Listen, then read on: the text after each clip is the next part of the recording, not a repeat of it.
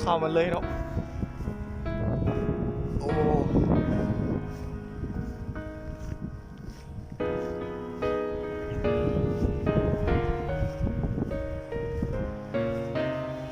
อันนี้สถานที่อยู่ในโรงเรียนแหละแต่ว่าเป็นเดินโรงเรียน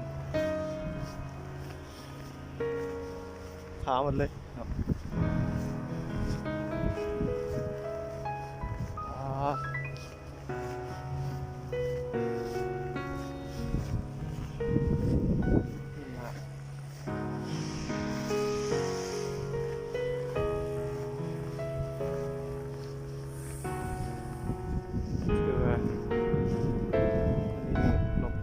15เนาะ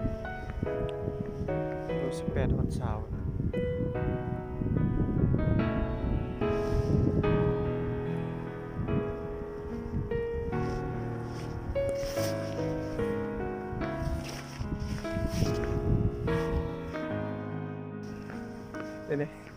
นี่กำลังไปนะถ่ายทำแบบเนาะ